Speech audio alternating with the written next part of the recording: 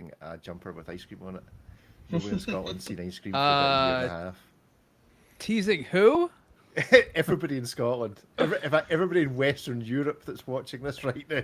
You know, Rick, I have to say, you Scottish people have a real love-hate relationship with your homeland. Yes, There's a lot of pride as well as get me the hell out of here, I hear. That's why we can be found all over the warm parts of the world, you know, Australia. It was a nice 100 degrees here today. 100 degrees? I mean, I don't actually know what that is in real money, but it sounds hot. I don't know. What is it? Let's see. Is it 30 or something? 30. I'm telling you exactly. 37.7. 37. Blimey. I mean, we have the same in Budapest, so it's okay. Is there no middle ground to be found anywhere in the world right now? Is that actually very the problem? very low humidity, Rick? Very comfortable. All right, okay. Because it just feels like maybe the weather is expressing humanity in general, that now there is no middle ground, there is no lukewarm, there is only rage or love, and that's it on either side of every divide. We might come on to that a little because our comment section's lit up a little bit this week, which was fun. But we will get going. Okay, we're not going to get going because there does appear to be something wrong with the streaming, which I can't quite work out what it is. So let me just stop all this. Well, we'll just leave it. Never mind. Okie dokie. Right, let's do a clap in. Get your things recorded. So 3, 2, 1. 3, 2, 1. 3, 2, 1. Here we go. Greetings and welcome to this week's aBlogtoWatch Weekly. In theory, you're able to watch this show being live recorded around about 7:30 on a Tuesday morning UK time. It's entirely possible that that's not worked this morning. So if you've been looking for it, then that's where you can find it normally when the system works. But our dear service provider, Riverside, appears to have changed the way you log on to YouTube this morning. So, well, who knows? It may be working, it may not. But if it's working, try and hit us up in the chat. If not, then do look out for the show on aBlogtoWatch Weekly Live, the YouTube channel, and later in the week, the full show on the main aBlogtoWatch YouTube channel. And we did reach out to people last week saying we had a WhatsApp number. I don't know if anyone's put a jingle to it yet, but we have been starting to see folk use it, so that's to be encouraged. Unfortunately, I also changed the phone of it midway through the week, so lost a number of the messages, so apologies. Just said them again. There was a particularly good one about bears, Ripley, for you. People were really, getting into it. Was clear that watches was less important to people than stories of bears, and also that more people had used bear repellent than had ever used helium escapement valves. But if you want to reach out to us on WhatsApp, it's +44 07, or I think you dropped the 0, so it's just +44 7386 690 897. We'll give you that number at the end of the show, or check the show notes for it. Ariel, you look desperate. This reminds me of the 90s where the call to action in every ad was a phone number that you were never going to remember. Yeah, it's not the most memorable of phone numbers, I'll grant you that. But maybe that's the trick, is we make the unmemorable memorable just by repeating it incessantly. We need the jingle. We need the jingle. You said you had a jingle. I did have a jingle. I sent you the jingle. Can AI not write a jingle with the phone number? AI did write a jingle. I sent No, Ariel, we're committed to not using AI, so we have to hire a producer. I will find one. We live in Los Angeles. There are plenty. I will find a music producer. He will create us a jingle. Rick, please don't change the number because we'll have to go through this whole thing again. I feel that the plus, that starting with a +44, that feels like a good intro to a jingle. It's not just a 07 whatever. If you are a specialist in making wonderful music out of words that don't rhyme at all, let us know, please. There must. I mean, yeah. I also feel like it's obviously, we had the complication we wanted to make, which was the birthday. I don't know if we just call it the birthday regulator or whatever, whereby the perpetual calendar is display, just shows you how old you are. Clearly, one of the things to go on the back of the watch is now this phone number.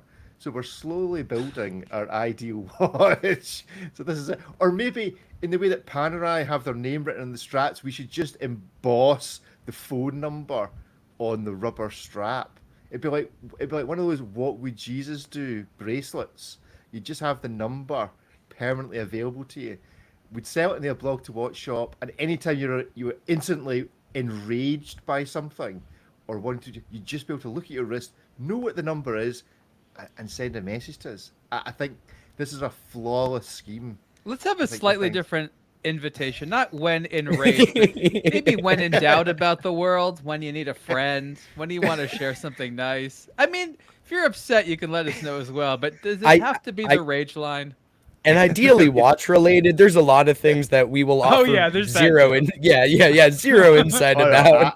I think the future is us responding to it is like Ariel's agony aunt section of the podcast. Send in your troubles and woes to Ariel. He will give you an answer. But Ariel has to give you an answer that involves watches.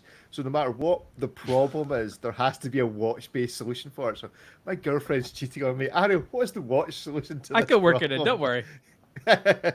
So if you'd like Clearly, to sir, you need this Hublot right this way. I'm not saying the Exactly. watch is the solution to everything, but if you can't have a little watch as sort of the icing on the cake, how can it be fun?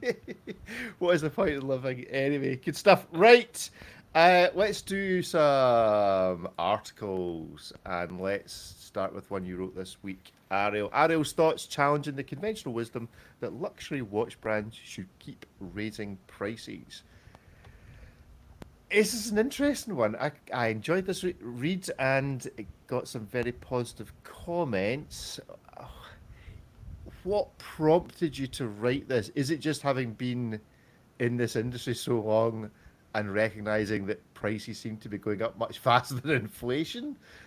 What was the prompting to go right? I think that's what makes it relevant to everyone else, right? Because at the end of the day, this is an academic question about business models within the luxury industry and how they operate and some of the best practices. And one of the things I mentioned in this article is that if you are a student of business in the luxury context, there's a mantra out there that's espoused in various texts that have been written over the last 30 years or so that says that one of the hallmarks of a high performance luxury brand that does well over time is consistently raising the prices.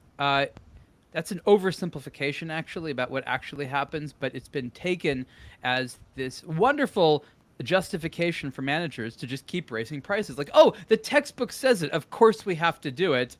It's not my decision. I'm just doing what the academics have advised me to do, which is not exactly the best thing, it turns out. As you said, I think really the issue is that it keeps going up faster than inflation. And there's this idea out there that there's always going to be a richer audience that will want what you do. And I don't think that's true. There was an interesting comment, actually, where somebody said, well, I don't think that the audience that buys these things is necessarily the same audience that reads this. This is a classic way of trying to distinguish, things that aren't actually different. It is often said, well, oh, these people that look at it too much, oh, no, that's not who we're actually trying to sell to. I don't think consumers are all that different. I actually think that all consumers are more or less the same. They just have various levels of education. And the more experienced and educated you have, the more value you want, but the less you want to necessarily spend on it, meaning you want more value for your money. So you'll spend more, but you definitely want more. And there's this side sentiment out there, and I think a lot of managers in the luxury industry quite defensively will say, well, that's just one category of people. That's not who you're selling to. No, I would argue that is who you're selling to. You're just not necessarily understanding that all consumers get there eventually. So I challenge the idea that you have to keep raising prices. I say that's kind of BS. And then I show a few scenarios where actually not raising prices is probably a better idea and actually allows you to do more business over the long term. This type of argument is not one that I've ever seen discussed. So another impetus behind it is, I've never seen anyone bring this up before, even though for me it's a glaring issue. So that's really the gist of it. Do you think there's any examples of other industries or other areas within luxury whereby they have gone down this route and we've seen what the long-term result is? or are watches leading the way in being the I, type of I would I product would that look at just the other way around. I would say that most companies over time sustain and grow desirability and demand, but just having a good product at a good price. There have been a couple of exceptional situations where companies have accidentally gotten away with raising prices. The Dom Perignon example is one that a lot of companies like to point to, and this is in the 80s. It was Dom Perignon Champagne Company increased its prices and also increased its market share. And what was happening, which was unique at the time, what I understand, is that the market didn't really have a well-known higher tier champagne. So this was a very celebratory time. A lot of people were purchasing champagne, and the increase in price actually matched how much people wanted to reward themselves. So this was a rare situation where there was a gap in the market. But in watches, there is no gap in the market. There isn't like if only someone spent, charged $25,000 or $250,000 on a watch. We already have companies charging at all these price points. You just have brands that want to have an excuse, honestly, to be able to charge more without getting away with selling more watches. So it isn't really that there's an example of a company that's done well with this. What it really is showing the examples of companies who have done well increasing prices are actually somewhat anomalistic or got lucky in a situation that you couldn't necessarily repeat today. Definitely not on any mass level. And do you think, from a watch perspective, there are leaders and followers in that AP might be probably the best example of the original watch brand that overcharged for a product? It was kind of the sales pitch. Here's a steel watch for the price of a gold watch. And because everybody sort of speaks to each other and sees what each other's doing, and like cars, I suppose, there's not a monopoly in people that make watches. There's hundreds of companies that when one sees one putting the price up, they go, "Oh, well, we'll just shunt this up a little bit," and they have less reason to do it. The followers are not doing it because the product's getting better or because it's a new line or a new development or some massive fashion statement. They're just doing it because they think they can get away with it because those that are leading the way appear to be getting away with it. So does it kind of split into two brackets of those that are doing something for the more money they're charging and those that are just kind of chancing their arm that they might be able to make more money without doing anything else? I think you're right. I think there's a lot of companies that raise their prices opportunistically because they think like, now that's okay, right? So a company will do so brazenly, like maybe Audemars Piguet, and other companies that would love to do that now see a justification like, oh, they've done it. Well, no one's going to stop us from doing it now too. The problem is that when you do raise your prices, it's a slow burn. You don't really hurt the brand in terms of like killing yourself next year. It takes time. And so in the intermediary, while you're waiting for the real brand damage to happen, other companies are going to go in there having no idea how you're actually performing. All they see is that you raised your prices and they think, oh, they must be onto something. We'll try that as well. That sounds good. So you have this strange situation where a bunch of companies all try at the same time, all headed off the same cliff, but not knowing it because it's not an overnight thing. There might even be some temporary success, but the reality is that this is really a sort of a confidence game with the consumer, and when it comes to luxury, and it really goes into how well you play this. I'm making something really high end seeming, but in order to make a profit, I can't sell it to you for what I made it for. So it's this game in terms of how much does it cost me to make versus how much I'm able to get away with charging for it. The traditional way is, well, we won't charge more. We'll just reduce how much it costs to make by sort of outsourcing or, trying to cut corners or engineer out complexities. But what the watch industry does a lot is they do that while also increasing prices. So it's really this game to see like who will, it's like who will turn first. Is it the brand that will shift directions and eventually lower the prices, or is it the consumer who will shift the direction and buy from another company? And so this type of I don't know what the term, Mexican standoff, if you will, is what ends up happening between consumers and a bunch of brands. But it happens between a bunch of brands, and it takes over time that's sort of difficult to understand what's happening as it's progressing. David Ripley, thoughts on this? Is there any brand you think is particularly guilty of following this price increase strategy for no particularly good reason? That they'd be better off just Well, we being have a game the of cheapest luxury brand.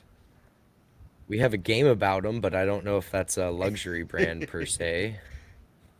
Which is a different question. Well, I think it almost matters more when you're on the other side of it. With luxury, you can kind of justify it, as Ariel said, of that's what the textbook said. But like, when something that used to cost between like $300 and $500 is north of 1,000, it categorically becomes a different purchase. Where if you're selling $100,000 watches, that's already a certain type of buyer that is not the average consumer. So $100,000, $200,000, I can't afford any of it. So you know what I mean? That's all, you're kind of just playing within this already rarefied space. But I think it's kind of those mid-tier luxury and entry-level luxury brands where the price hikes feel the most egregious, where it might have been like a great buy for under 3,000. Now it's like 6,000. And again, categorically different purchase when that's 50%, more of what you're going to need to spend versus an extra $3,000 on a $50,000 watch. David, the most shocked you've been at the price somebody wants to charge for a reasonably low level, entry level luxury watch? I think it was Doxoff or something. I remember looking at one of their watches. I think we spoke about this on the podcast as well. I was looking at one of their watches, and there's some cool stuff that they make, but this was sort of an exception. And I thought to myself, wow, this is not very good for like $2,500, maybe three. I wouldn't pay $3,000 for it, and it turned out to be $8,000. And I remember being like really shocked, like genuinely, like wow, we are so way off the mark here. That was a shocking moment from like 2 years ago, I think it was, maybe last year, something like that. That was genuinely crazy.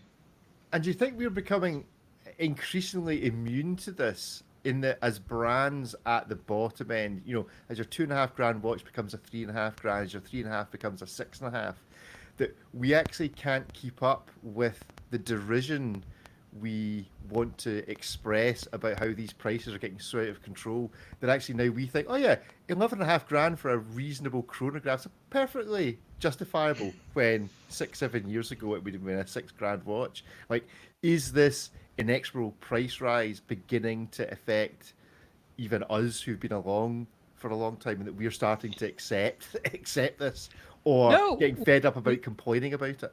We haven't had to change the price points we're comfortable with because this industry is so agile. New players come in, or brands that didn't even compete at those levels. We have, what we call the micro brand industry, which is absolutely flourishing only because bigger brands have pulled out of price levels. And then you have some big companies like Swatch Group, for a lot of the brands, have turned around and been like, wait a minute, guys, there's a huge under $2,000, under $1,000 market there that none of our direct competitors are serving. Let's get into that. And they're doing that quite well. So I don't think we've had to shift, but we've definitely had to say goodbye to some brands. It's like, girlfriends that broke up with us. We could see them with other people. We're like, I can't afford them anymore. I can give you a phone number for that. It's +44 7386 690 897. If you've split with your girlfriend, send Ariel a message on WhatsApp for some watches. What swatch should you buy for a breakup? Is there a brand that has increased their prices, that's just gotten out of control, that you think would be best served by going, wait a minute, we're going to become the most competitive of the real established luxury watch brands? Like, if Panerai suddenly decided, right, you know what, rather than these things being $6,000 or $7,000, we're going to start them at 3.5 and just be, is there a brand that would benefit from doing that? I don't know about that, but let's be honest, Rolex could charge a heck of a lot less and still make a lot of money. Yeah, it's true. They could also charge more and just make more money, probably. They're probably I think every time they raise prices, they cut a little sliver off of their desirability. I think that the idea of a Rolex was exciting for a long time because it was within reach. It was awesome for 8,000. It wasn't 80,000. But like every time they increase their prices, they just get further out of that sort of being within reach.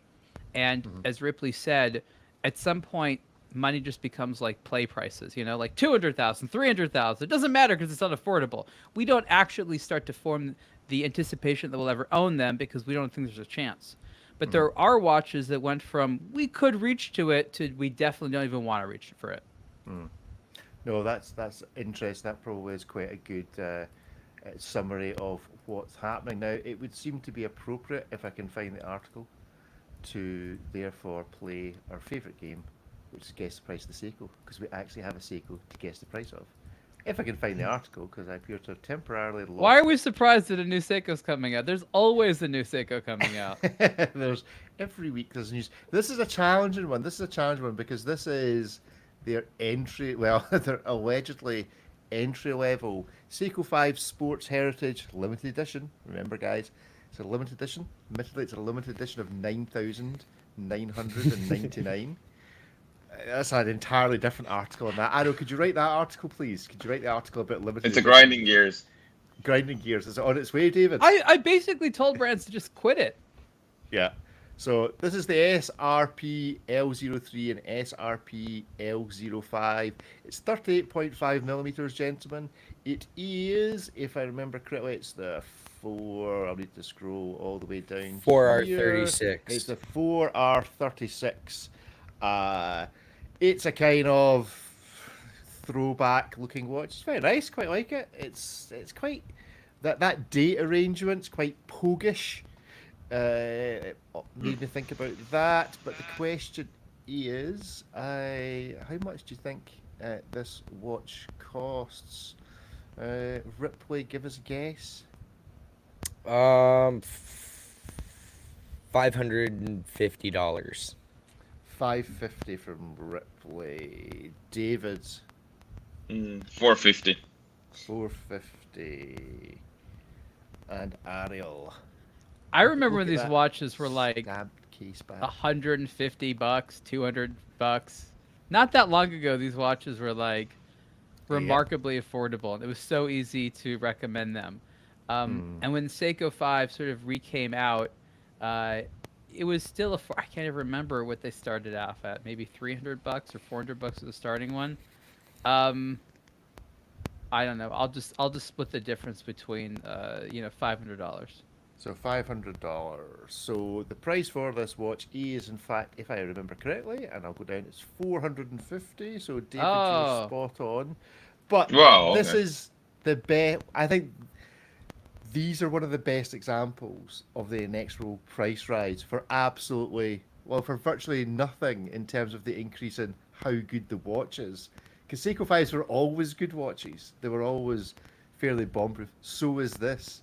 But as you say, it's like $200, maybe $300 more expensive for no reason. So yes, we can look at GLCs, Rolexes, all the rest of it. But see, at the real bottom end as well, you're seeing this. Why is this a $450 watch?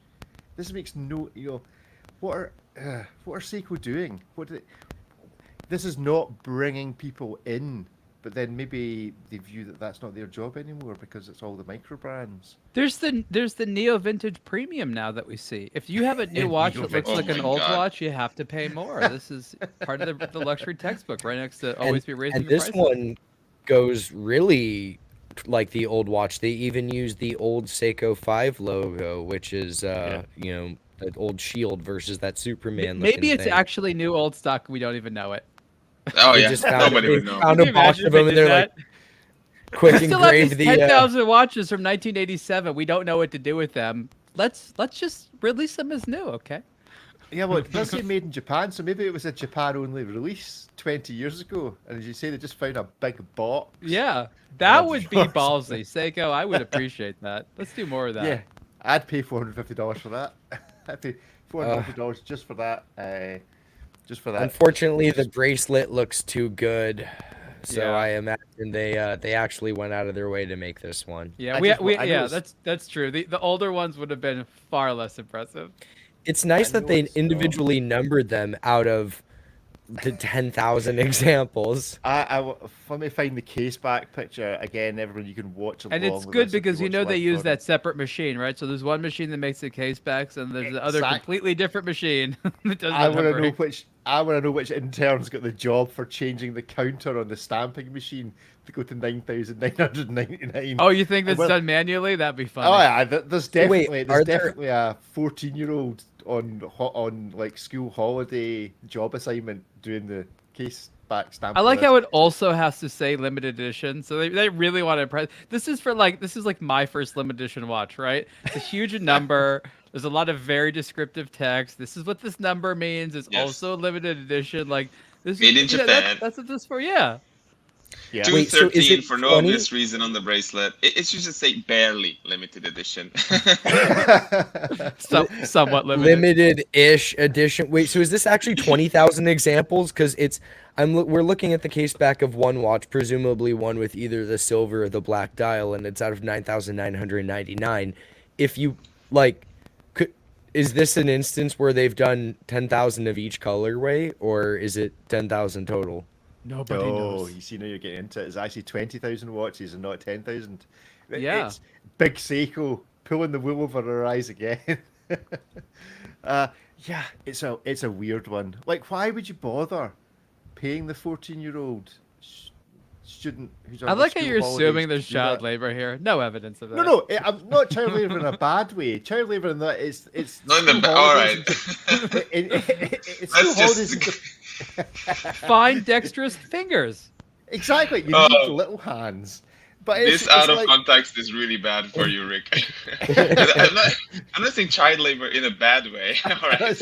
this is good child labor. Where no, it's Yes. school holidays. It's like this is the Japanese equivalent of a paper round. Do you have paper rounds in the States? Is that a thing? So this is the Japanese Probably not. equivalent of having a paper round. Is you go to the Seiko factory and you have to stamp 1 to 9,990. That would take you that would take you 6 weeks to do. It's about Rick's the length dream of job school is doing holidays. this. You want to be asked to go to Japan, be like, just stamp there's 20,000 of these things you have to do. To be fair, this is probably the only job I'd be qualified to do in the watch industry. Would be this one. No, That if would you be could it. do the same task but with a forklift, you could do it. Hey, I know Ripley. Don't go there. Don't go there. I know he's going to mention. He's going to diss my telehandler again. Oh no, not that term. I can Rick. see him. I can see. I can smell the rubber burning from here. The cogs whirring in your head as he said that. Anyway, we have some chat on the YouTube. So Joseph, when assessing watch prices, inflation must be taken into account. What The percentage? brands don't do that, by the way. That's right. At all. It's definitely inflation plus on the brands. I want to ask, does anyone here legitimately think that inflation is how they take into account price increases? Does anyone here believe that has anything to do with it? Joseph, give us your feedback. What do you think? And breaking news beats, yeah, the Neo Vintage Premium in Seiko is real. So they're agreeing with you that there is a Neo Vintage Premium. So good stuff. Right. Well, let's move on to something else. We created a bit of a stoosh in the chat last week. Let me share the screen. A blog to watch weekly. We get some comments, but I thought I'd share this just so that you know. Anyone that's listening, you can always go to the comment section of the show notes and make a comment, and we'll try and get to it. We had a few. First of all, Ripley, some good comments about the Seiko. Oh, that's a Cosmic long one. Divers. Oh wait, Yeah, no, that's and not bear related. Never mind. Okay. It's not bear related, but it is a cry for. By the way, on Arrow the we had the main bear part of the trip after the last podcast, and I have to say the bear talk did not end; it only amplified, and it was constant.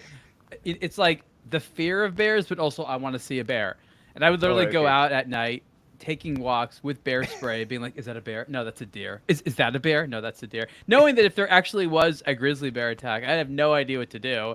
Because it's like one bear you say go away, another bear you kind of get aggressive with, and with grizzlies you're supposed to like lie down and take it. Like I wasn't Curl quite up into clear a on the strategy there, but yeah, it's been a lot of bear talk. And how are you supposed to tell what color the bear is after the sun sets? Because everything just goes black and white. My headlamp, of course. your headlamp because that's not going to attract the bear. I Blinded, don't know. We have blinded. no idea. You remember the joke about bear spray? Does it attract the bears? Does it send them away? Do you spray it on your body? How does this work? Exactly. The cool Did you thing have- is your headlamp projects may be like a foot further than your bear spray, so it's like it gives you like maybe Have a good headlamp. It's like it's right in front of you. It's huge. Did you have to hand the bear? That's like, woo. Oh, but Did you that's have to- okay. My spray goes that far. All right. Did you have to hand the bear? I want to know. Did you have to hand the bear spray back intact, or did you get to use it anyway, even though there was no bear? It's like the temptation of a fire extinguisher in a disused building. You know, nobody needs this. This building's already burnt out. But there's a fire extinguisher. I've never used a fire extinguisher, but I want to see how far it goes. Did you just like have a line up and see who could hit the nearest tree with the bear spray at the end? No, it didn't get that far actually. No, that's But disappointing. I no one's quite sure if the bear spray is a good. I mean, it's a big canister, so I borrowed it twice. You know, I felt powerful with this giant can in my hand, but I freely gave it back because I knew there'd be future opportunities right, in my hold life on. to bear this. It was bear one this power. It was one bear canister amongst the group of you. You didn't all have one each. I was the bearer of the bear spray. Yes. All right, okay. All right, so that was in the kind of I've got the trainers on, so I'll outrun the bear. Yeah, Just it's go I've got something this, slower. guys. Don't worry. I will show this bear who's boss. I can just imagine the news headline: "Watch journalist saves camping crew from certain grizzly bear death." Why would watch Anyway. journalist actually be in the headline? That's my question. Publicity. Throws watch at bear, causes great distraction. Everyone lives. That's right. So anyway, so that was from Crazy Joe wanting you, Ariel, to submit a a nickname for the Titanium Citizen Pro Master and get some commission. Jim was commenting that the tag was baffling to say the least. I was told by Ask Danny that Houdinki never said they would stop limited edition collabs. Indeed, that is correct. I think I maybe said it, but it got edited out. About they announced on the one hand they were stopping selling watches, while announcing on the other hand they were still going to be selling watches. That's fine. And then Michael was very disappointed with our coverage of the Houdinki stroke tag limited. Michael edition. I must think- have really liked that watch. I feel bad. He I mean, must- it's like I- 4 multiple people just trashing something that he found beautiful. Must have hurt. I would challenge, and I've shared this screen, I would challenge anyone to go to the Tag Heuer website. So here we go. Here's the Tag Heuer website for the Discover the Watch. Let's see what the Tag Heuer website has to say about the watch. Okay, so that's one page in. I wonder Because if he it tells... accuses us of not doing our research. So let's Yeah, see what I wonder materials we if, had to work with here. First of all, there's a waiting list, which basically means it's sold out because it's a limited edition. Let's see how Or that far they haven't into- made any yet. Let's see how far into the website you need to go to actually find out any details about this watch. So I can book an appointment. Oh, so sailing mastery, right? Maybe it tells me how the time and tide indicator works here. As I scroll down, no, it doesn't actually. It tells me a bit of history. Bridging the past and present. Bit of neo vintage premium text in there. It's the story, embracing the Rick. Don't legacy. actually use the device. More about it. Yeah, discover some more. Let's see if it tells in here how the time indicator works. No, we're just back to the front page. In fact, having scrolled through quite a lot of the website for this, nowhere does it actually tell you how the watch actually works. Tells you That's what why to he's do. upset that we didn't explain it. Yeah, we didn't explain it. Go to the Houdinki He was website. counting on us. Yeah, He was counting on sorry us, to and let all you I down, said was man. go look at the ocean and tell me if it's high tide. I've let you down. I've failed you. We've let ourselves down. We've let you down. We've just generally let everybody down, for which we apologise. But I think it's important to consider that really no complications serve any particularly useful purpose. It's not that we don't care about the Ever. tide. We just don't think a mechanical watch is the best way to keep track of it. That's all. Yeah. Is the mechanical watch the best way to keep track of anything? Barely. Frankly, no, clearly. It serves no relevant purpose whatsoever. Okay, we're going to be playing Hitmas maybe shortly. Let's see what we can look at first before we get there. Let's give, if I can find it, this a little review. This is something else. We'll give Tag a second chance and have a look at the Aqua Racer. So Tag Heuer Aqua Racer Professional 300 date and Aqua Racer Professional 300 GMT. I am increasingly liking these watches. I don't know if that's anybody else's experience of them, but the Aqua Racer shape I really didn't like historically, and I don't know whether it's just because nobody else. I mean, everybody does weird shape watches, but nobody does quite as weird shape as this. Quite as many corners, and that it's more corners is better, and it's starting to grow on me. Gents, your appreciation or otherwise of the Aqua Racer in general, and this in particular? So I'll give my thoughts on the Aqua Racer. I've always admired it as a competent sport dive style watch from Tag Heuer. It always sort of did its job well. It was legible, it was durable, it set itself apart. One of the things that it was never trying too hard to be was like a Submariner competitor. Like it wasn't supposed to be per se luxury. Like it was nice, but it wasn't supposed to be like lifestyle-y or blingy. And I think what was also interesting about it is it was just always trying to be like a fair competitor in the space. So, it was Tag Heuer never really tried too hard. It was sort of not their most popular piece out there, but they had their diver.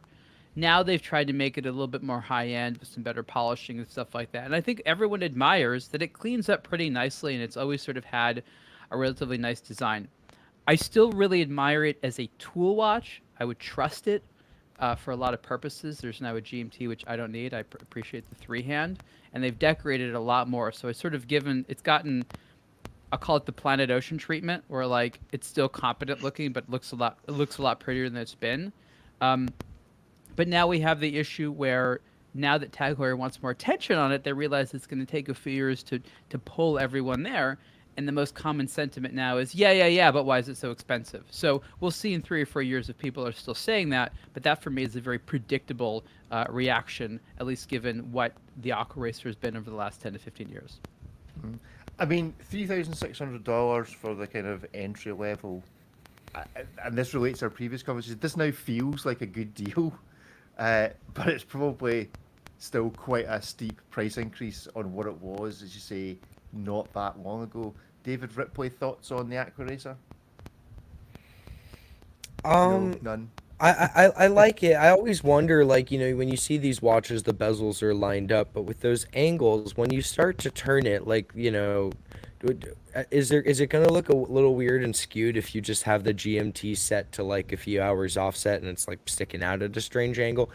But I'm like Ariel, I kind of like it. I always thought it was like a good entry level sports watch from a very well known brand. Like, Tag's one of those brands that everyone knows or at least recognizes, even if they have no point of reference other than they make nice watches that I see at the airports and malls or whatever. But they're I think that's a good thing for a brand like Tag to be that kind of omnipresent brand. And I feel like the Aqua Racer was one of the watches that some people literally just bought an old Aqua Racer back in the day. They're not a watch person. They're still wearing it today. So I think it's kind of an important model in that regard, and it's nice to see it sort of getting spruced up a bit. But this is a very competitive price point that it now plays within, and obviously Tag has kind of that brand clout to go with it, but it is a different purchase than the Aqua Racer from 15 years ago. I'm just got a picture of the case back. Is this the same case back that we saw? Was it a Christopher Ward and something else recently?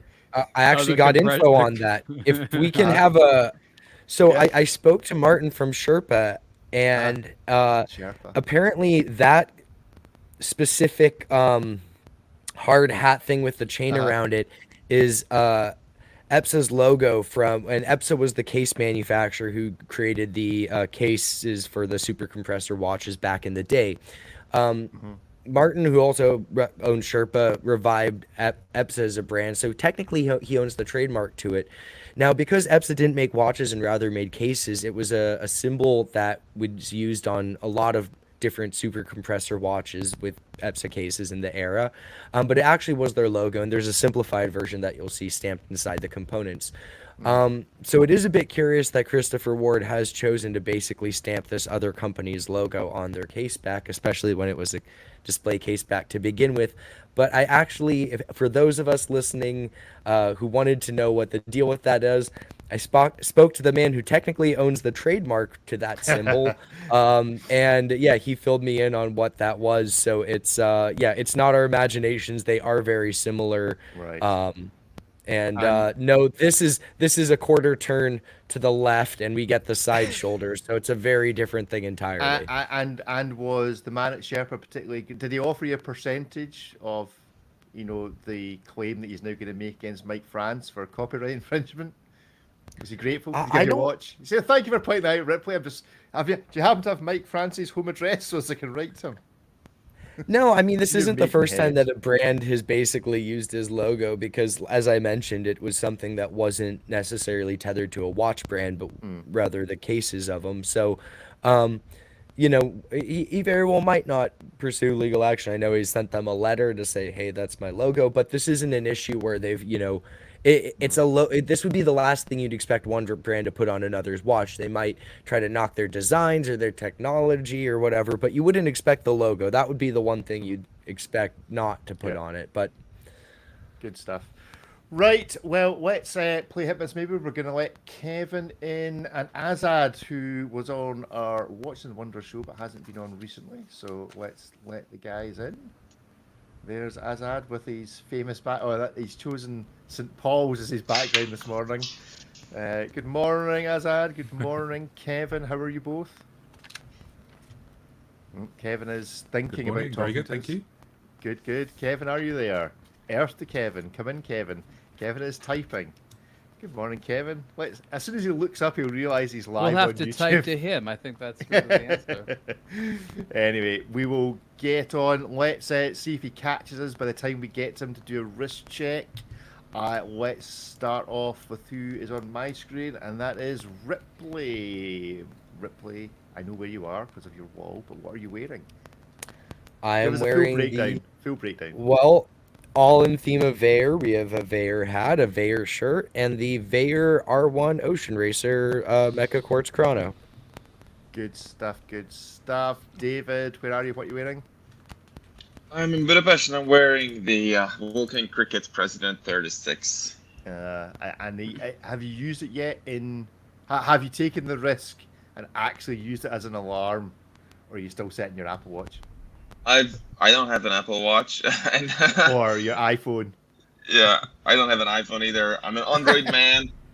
Screw Apple. Your Houdinki travel clock, yeah. whatever it is you Yes. use. Now we're talking. I've used it before just for fun, but I've not trusted my life with it just yet. Not trusted your flight to Geneva on your Vulcan. I think you should probably say to Guillaume, who now owns Vulcan, right, we're going to have a meeting, and I'm going to use this Vulcan Cricket, and if it works, then I'll be at the meeting time, and if it doesn't, well, I'll be reporting that it didn't wake me up. So there you go. Ariel, where are you? What are you wearing? I'm temporarily back home in Los Angeles, and I'm wearing one of the Marathon and Jeep watches. This is the first time they've made the 41mm version of the Officer's general purpose case here. This is a pretty interesting watch. It's got a manually wound movement in there. It's probably the weirdest and most sort of strange of the collaboration watches because it really is just sort of watch lovers and things like that. But this is a pretty cool timepiece. And for whatever Kevin's reason, just run off. For So whatever upset. reason, Kevin is just How dare you wear that watch? I don't Staunchly offended by the partnership. I don't think Kevin realizes he's on screen, but there we go. Protesting with his feet right now. Azad, you can maybe message him on WhatsApp. He's giving us let's another see if chance. He's back.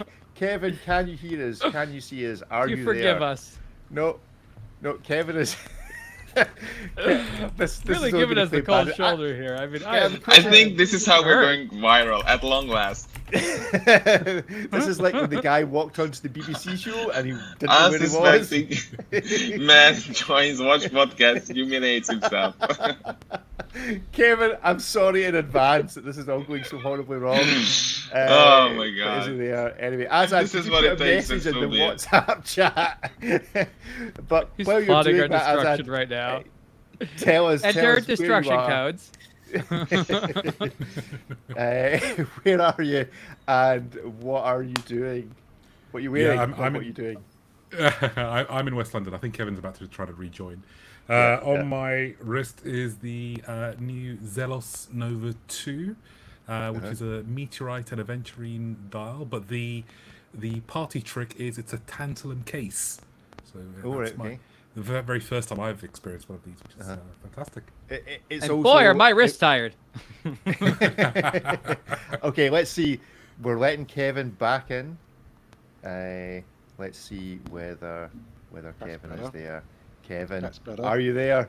I am here. Excellent. You'll be pleased to know that you had your BBC moment there. Remember when the guy walked on and Oh, He- don't. No. he asked it. He was there for a job interview, but ended up on live TV. I That's what remember we've just that had one. from you for about a minute and a half of Oh, Random my Man God. podcast. So that's the viral moment. So congratulations, you're going to be a hero. Your name will go down in history. Thank But God.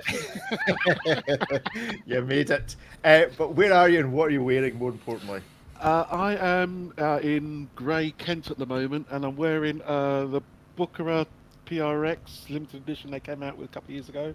Quite good nice. stuff, good I stuff. do love a PRX. Well, Great soon value. as you mentioned Booker, we will start our hit miss maybe with a question. So, Rolex executives have taken very senior board positions this week at Booker. So the kind of hands-off approach appears to have,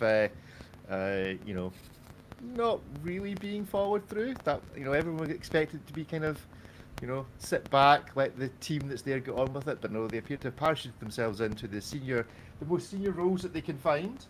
So my question to you is for, shall we say, Watches of Switzerland Group. In fact, for everybody else, is the Rolex executives' heavy involvement in Booker going to be a hit, a miss, or a maybe for everybody else that's trying to sell Rolex? I need to, from a distance, I need to unlock my hit, miss, maybes. In fact, I don't even know what I've done with them. They've disappeared. So on the count of three, hit, miss, maybe for Rolex Booker. 1, 2, 3, go. Maybes, maybes. Oh, wow. Hit, maybes. So, David, do you think it's going to be a hit for the other brands? Why is that? It's a literal hit. All right, okay. Very good. That's it. That's the winning comment of the week. That's going to be our opening note for the show. Yes, it's a literal financial hit. How long does everybody think that it's going to take for everybody else to notice that they can't get hold of Rolex watches even more difficultly than they could before? I'll rearrange those words into a well-known Fraser saying. How long is it going to take? 6 months? A year? The next Watches and Wonders for everyone to realise that Booker's getting everything before everybody else? Any thoughts? I think they already know. Yeah, I think you're right, David. I think they already know. It's already hit most of the brands or the retailers at the moment. And as soon as the announcement, when was it, last year? I'm sure Watches the Switzerland Watch Group, their shares plummeted. Yeah. So And let's remind everyone why that is. It's not that Rolex is going to stop selling at these places. It has to do with what they call allocation, which is the number of watches that retailers will quote unquote be allowed to sell. So if you know that you can sell, I'm just using a term, 1,000 steel, Rolexes, Rolex will only send you 500. You could sell more. So your limitation of how much money you make is not because of marketing or servicing or anything like that, but it's actually the inventory you get. There's really nothing you can do. You can tell Rolex you want a certain amount. They'll send you whatever they want, and that is sort of the way it's been. And so the fear is that Rolex will provide preferential treatment to Bucherer that it owns, and therefore not allow others not to make money, but to grow as a business. Because Rolex, selling Rolex watches is very stable, but what does a company like Watches Switzerland? They want growth. So the concern is Rolex will not allow the growth. Yeah. And we'll maybe not consider the other side of this argument, which is in the chat breaking news beats. It's like, I'm an employee of Bucherer. This is great news for us. So every there's two sides to every story. But let's crack on with Hit Miss Maybe. And first up this week is going to be this from Luminox. The Luminox Pacific Diver Automatic 3100 or 3100. How would you do it, Ripley? Series watches. Ripley, you reviewed this? Or at least cut and paste the press release. I'm not sure how much effort you put into it. That's for you to know and us to decide. But what did you think? Well, I haven't seen these in person yet, so this is just the first look at them. This is kind of one of Luminox's best-selling models. This is clearly more of like an elevated, enthusiast-driven one, so you get, a ceramic bezel and automatic movement. Yes, they have a full lume dial so you get super luminova and tritium tubes. Not a ridiculous case diameter, not a overtly tactical design. This is kind of more of the sort of everyday watch from Luminox's side, but a very, elevated version of it by their standards. Pretty thick lugs at 24 millimeters, but all things considered, this is probably one of the more kind of just general enthusiast-driven Luminox models that isn't within some niche like Icelandic search and rescue or whatever. Okay, well, we've got some basics there. So on the count of three, is it a hit, a miss, or a maybe? 1, 2, 3, go. Hit, maybe. I'll start. I love this. This is awesome. And it just to the Panerai wearer that I am, it's got the name on the strap, so I can always remember what it's I'm wearing. I love the look of these. These look really cool. We did have a comment on our WhatsApp number from John, whose other message about bears I think I managed to delete. But he was making the point about that he's team black. That if you're going to have a fully loomed dial, you shouldn't have loomed hands, which this does. The fully loomed dial of this also has loomed hands. Any comments before we move on? Of experience you of need that? the loomed hands because they're the tritium tubes. The whole point of this is if you get light exposure, you get a multicolored display. But if you're really in the dead of darkness and it hasn't charged, you still have your tritium tube display as normal. Cool. Right, before we move on to talk about everybody's, is it Ripley, you are producing a lot of static over your line for some reason. So I don't know, I think it's a compression issue, it feels like. So I'm not sure if there's something you can dial. Does he need a compression watch to go with that compression issue? With one of those wee symbols on the back. Super compressor. Yeah, your audio's disappeared now, so it might be if you want to log off and log back on again, and we'll give it a bash. David, how'd you vote? Oh.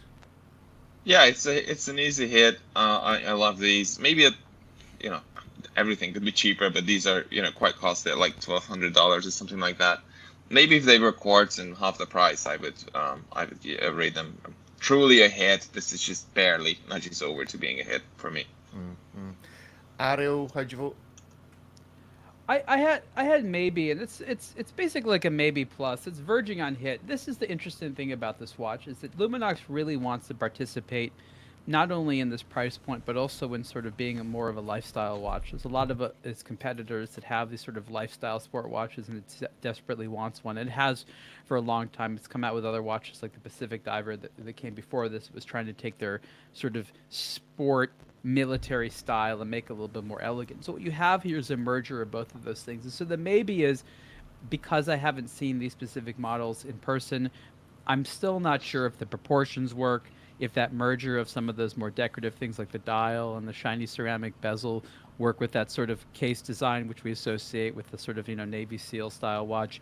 And so it has potential, but I'm not sure if it ultimately succeeds in being more than a sport watch, and reaches into sort of that more jewelry element a little bit. You see the decoration on the dial there. Obviously, they're trying to make this core design again a little bit more decorative as opposed to sporty. I like this as a sport watch a lot. This price point isn't excessive by any means, but like I said, I actually want to see these on my wrist. As Ripley said, there's some strange things. A 24 millimeter wide bracelet with a case that isn't so wide could be great. So I think there's a lot to like here, but I really want to put it on my wrist first. Yeah, at $1,300, $1,400, it feels very Formex like. Yeah, The exactly what I bulge was at the thinking. The left hand side. Azad, what did you vote, and what do you think? I voted for a hit. I think that there's a lot going on there, and clearly they've really thought about the design. It looks very modern, very suitable for younger collectors as well. I quite like that loomed date window. I've not seen that before.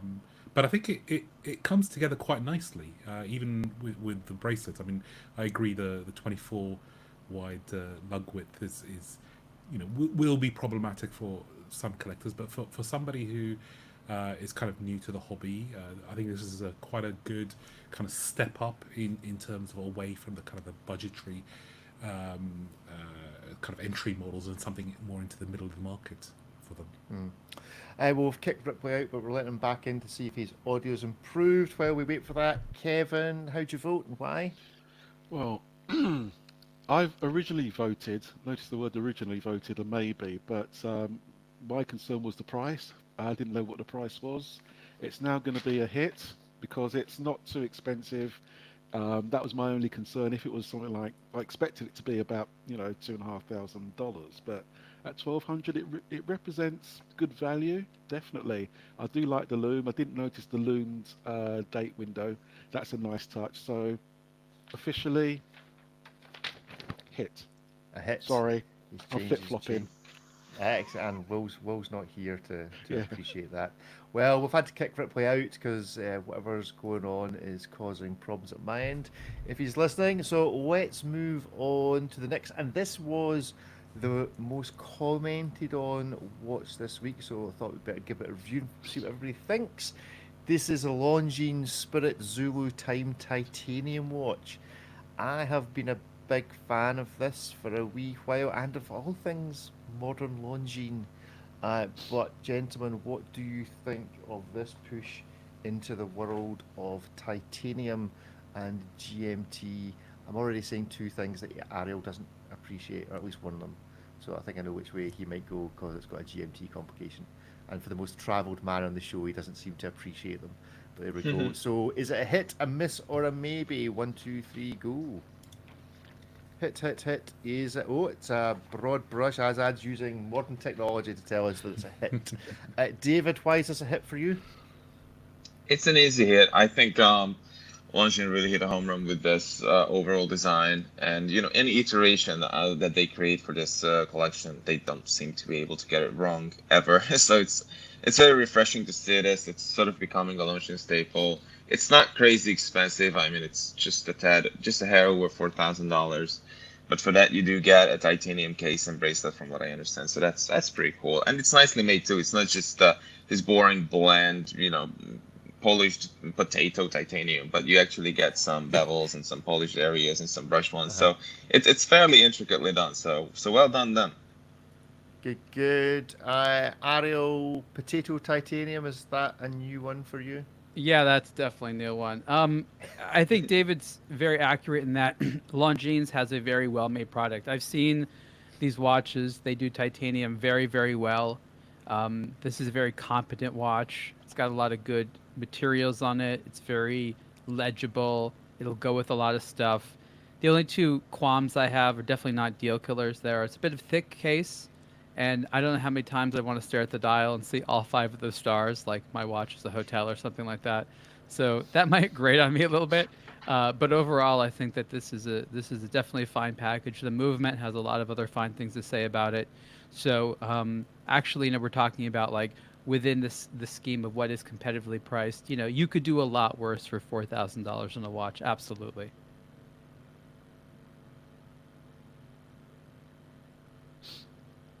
Rick, you're on mute. Rick is on Happens to- mute. Rick, happens to the come best back of to us. us. I love And how I'm we. still on back. mute. I'm back. I was typing. I was typing to Ripley to try and tell him why we've not let him back in because I keep getting warnings. Is are we okay that this is $4,000 in relation to our previous conversation, which is just because everything else has crept up? We're like, yeah, that's fine at $4,000. Whereby actually, if this was just stood alone at that price, we'd be like, $4,000, you're having a giraffe. What is I mean, I'm Tudor's getting- price for a GMT right now? About the same? Roughly the Yeah. same, maybe a little bit more. Yeah, a little but bit not in more, titanium. not much. Not in titanium. So do we view Longines and Tudor? I think we probably should. It's possible that Swatch Group don't really view it that way, but It depends on the product, but the Spirit collection honestly is really decently made. I wouldn't have a problem putting it in the same category as a Tudor. At the very least, I think that as a consumer, you could legitimately be trying to sort of weigh buying a Longines or Tudor at this level, and it would be, fit the same type of need. Azad, what did you reckon? Yeah, I agree. I was my first thought was I'm getting a lot of Black Bay vibes from the watch, but clearly that they've always had that design aesthetic running through the Spirit collection and their aviation collection. The titanium makes it more of a improves the proposition in terms of the price. But yeah, I mean, I think the Swatch Group do see Longines as quite I hate that clasp. That's okay. I might be changing my mind just on the back of that let's go clasp. back. Actually, Changing it to the class. That's yeah. I mean, that's I'd been done throw by it the same 14-year-old that's doing the limited editions for Seiko from earlier on. It almost I think looks like it should be like, imagine your initials here. it does. It's like one of the It's a shopping mall engraving. Yeah. Thanks, Dad. I love you. The time is on the other side. But I'm sure it'd look really good on a nice kind of vintage leather strap, actually. So I still like it. Kevin? Sorry. I think it's a hit. I agree with Azad. That clasp is a bit. Could have been done better, but overall it's a fantastic piece.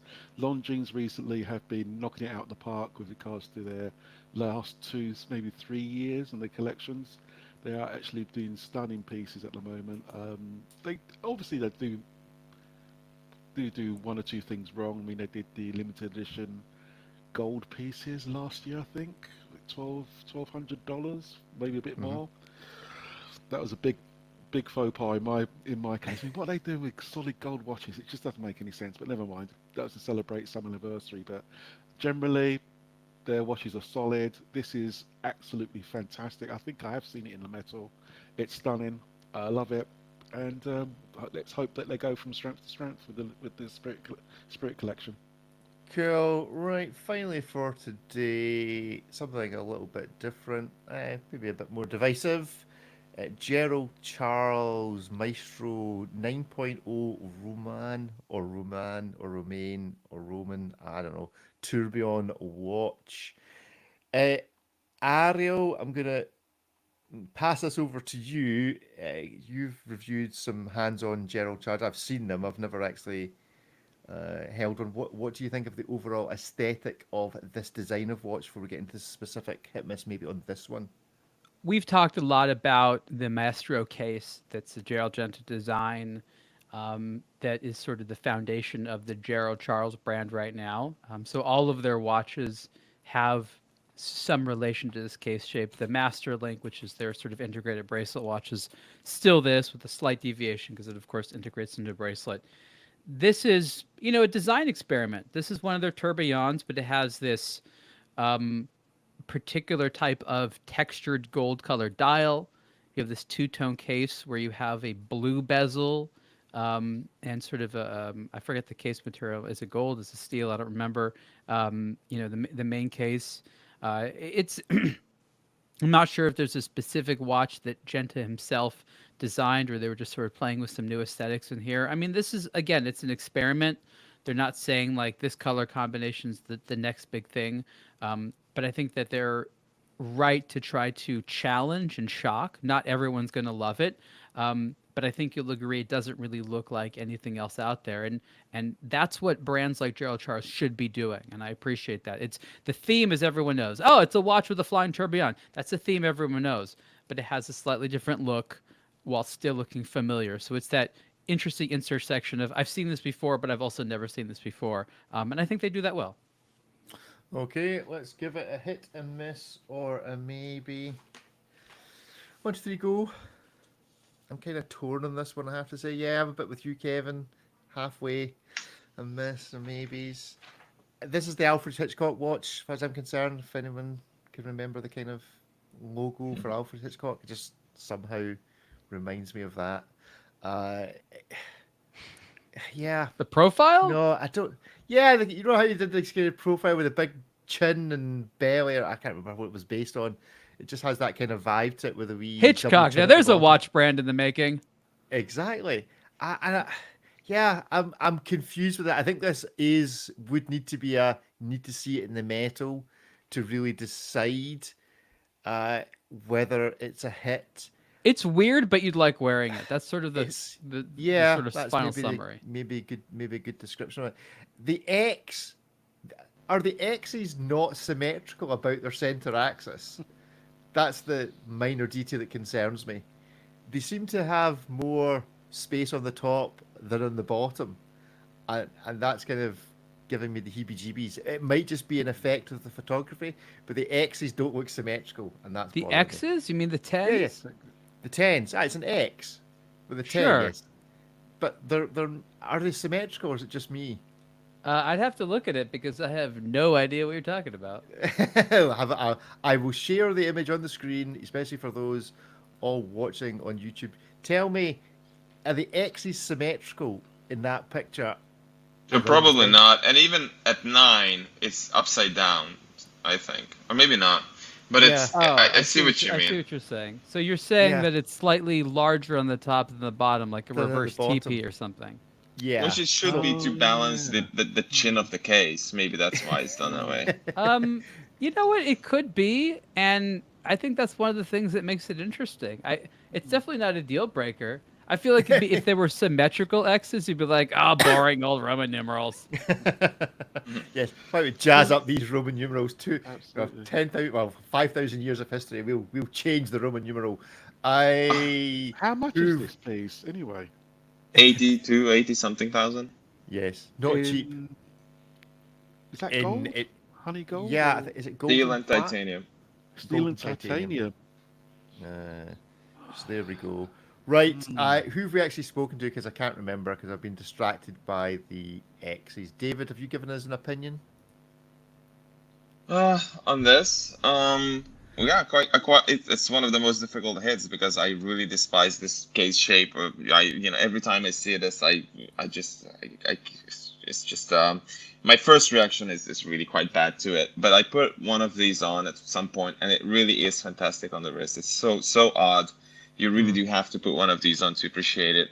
I think that's actually a hand engraved dial. It looks as though it was in gold, and if it is, then That's that those also child matches. fingers in action. Yes. Listen, I tell you, when hand graved and dial or an actual no, that's a different controversy. The macro on this makes it look as though it really was. There's this macro shot of the dial that looks as though it was chiseled in a way. So that's kind of cool. Overall, and I really like this blue titanium bezel over the steel case. I wish that were a thing on other watches as well. Yeah, there's a very busy 14-year-old Seiko worker doing the rounds of Seiko, Gerald Charles. They're having a busy summer holiday. Ariel, how'd you vote? I voted a hit. Again, it's weird, but in a good way. It stands out. It's legible. It's fun. I mean, at the end of the day, it's a Vaucher made case and automatic tourbillon movement. It's not cheap at all, but the brand has been doing really, really well. So, again, it's the type of thing that once you put it on, it sort of sells itself. If you just see it in a picture, it's strange. But I challenge any of us here after we put it on to be like, you want to immediately take it off. There's sort of this weird magnetic quality about it, and I think it's very, it's fun to support what Gerald Charles is doing right now. Cool. And when we support what Gerald Charles is doing, who are we actually supporting? Like, Their who employees. owns this brand? It's I couldn't tell you the detailed, you know, financial structure, but it's family owned by people that obviously worked in the past with a lot of these people. Right. This was the company that had owned Gerald Charles for a while, that purchased it from Gerald Genta himself. So this is not like a bunch of new people in the watch industry. The brand right now, it's literally a mixture of veterans that have worked at a bunch of other brands. So this is a team of pretty seasoned people that collectively have like a lot of watch industry experience. Good. Azad, how'd you vote?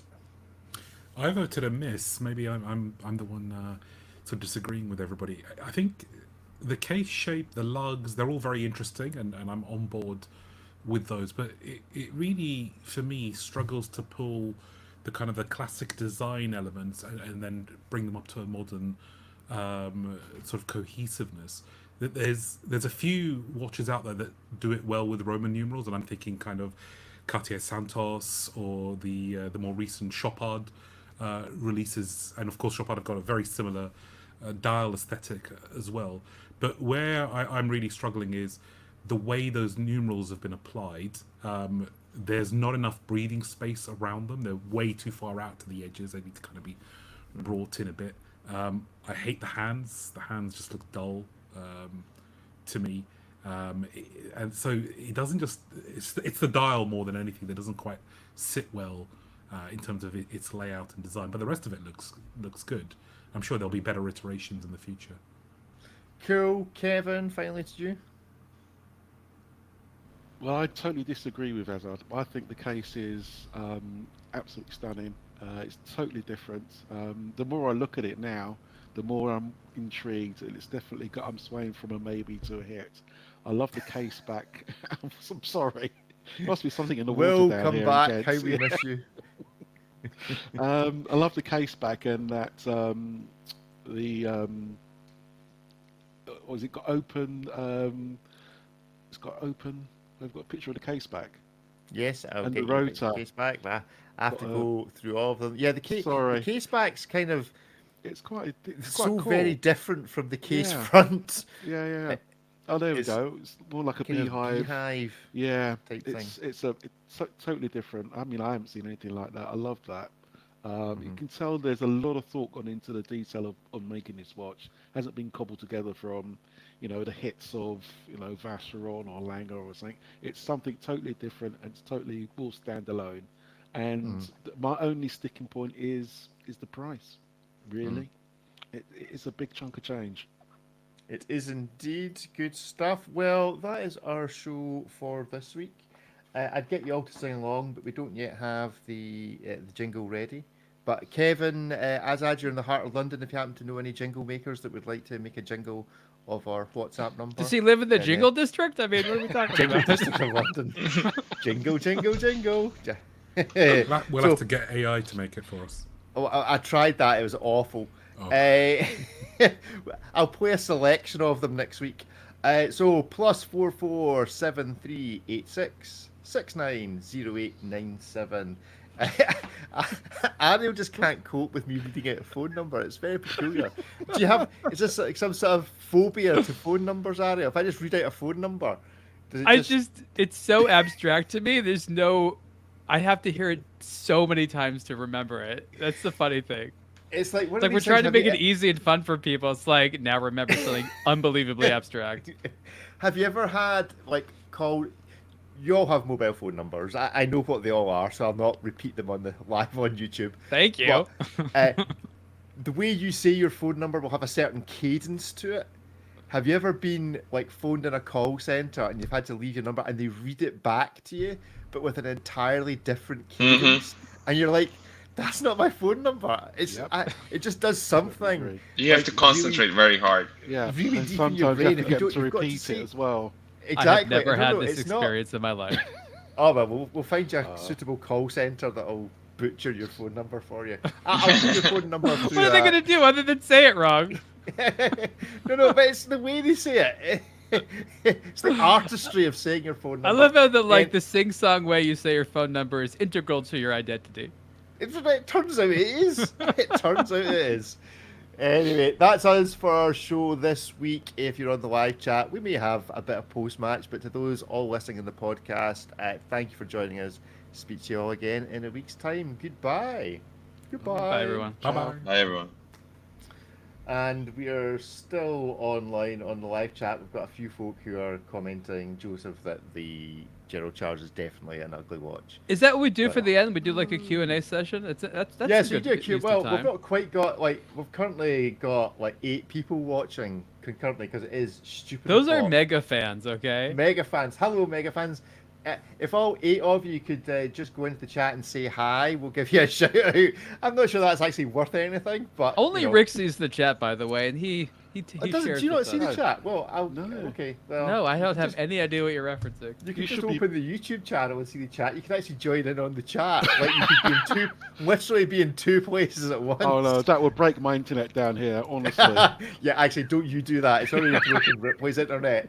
Don't you try and do that from I London love. internet. Does Ripley? Was he never able to get back online? No, I let him back in another twice, and it kept flashing me up horrible warnings. So eventually What I has just possibly fixed it. changed in his setup? I've no idea. It's like its no idea. microphone has a virus or something, some weird Well, obscure thing. Last week there was quite a lot of clicking in his, so there was some sort of static. So he's clearly running some massively powerful supercomputer, or he's just got his Game Boy. He's sitting next to Bitcoin the- mining while we're doing the Bitcoin, podcast. that would be what it is. He'll be Yeah. mining. There, Chuck says hello. We have 1 of our 8 people have identified themselves. Oh, and Nick James. Hello, Nick. How's it going? There we go. So I think this is happening. Oh, AZ is Azad. Stop it. Don't be in 2 places at once. That's just confusing. There we go. Anyway, thank you all for joining us on the live show. Please feel free to share the channel and play along with Hit Miss maybe in the future. Thank you all for joining. Thank you, gentlemen. I'll end the show. Yeah, everybody's uploads look reasonable. Oh, Kevin, you need to hang on a bit. But yeah, of course. And I'll catch you later No on. surprise there. Okay, thank you, Joseph, and see you all next week. Bye bye. Thanks, See you guys. Thanks. Great Bye-bye. chat. Bye-bye.